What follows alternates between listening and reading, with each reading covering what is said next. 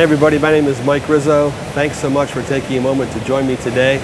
I'm just standing by the rapids of the Niagara River here in Niagara Falls, and just want to take a moment to put before you just a question that dating engaged couples I have on their mind, and that question is, are we ready for marriage? Am I ready for marriage?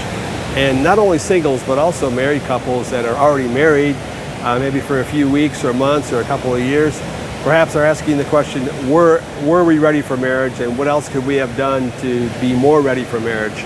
And a decision of great magnitude like marriage requires great consideration. It reminds me of the statement that Jesus made about, if anyone wants to follow me, he must take up his cross and surrender everything else and come after me.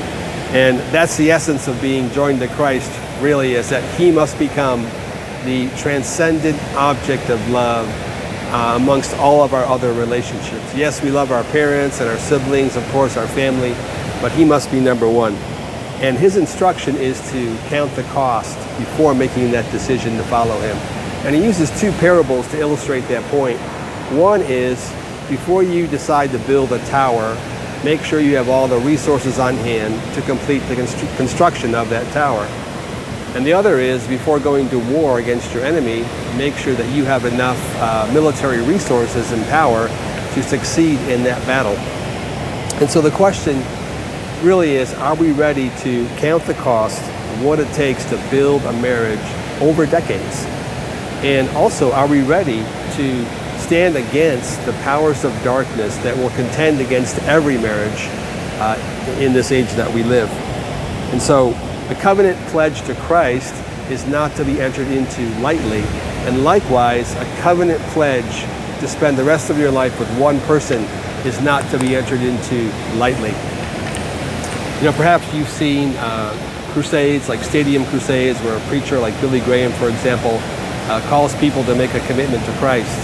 And then scores of people will come to the altar and give their lives to Jesus. And did you ever wonder how many of those people actually continue to follow after God after making that initial commitment? There was a famous evangelist named George Whitefield who preached back in the Great Awakening in the American colonies back in the 1700s. And this is what he said about that.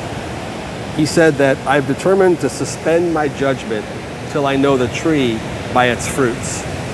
So you don't really know how many of those people will continue to follow Jesus for the rest of their lives until some fruit starts to be born.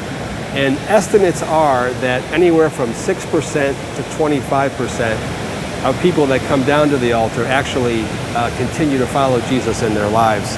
And so I always advise singles that think they've found their marriage partner to evaluate their ability to build a solid foundation in the relationship. And so it needs time really to get to know one another, go through some seasons of transition, see some fruit in that person's life, see how they handle difficult situations, etc., over time.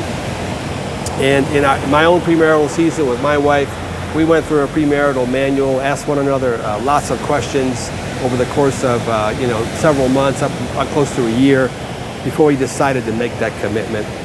And so the basic principle I want to leave you with today, that's really the most important one, is that my life in Christ is the ultimate source for my married life. And counting the cost at the front end of each day, just saying, "Yes, Lord," on the inside, and having a spouse that does the same, will guarantee that our marriage will have fruit that will last. And so thanks again for joining me today. I invite you to visit our website, which is listed there on the screen.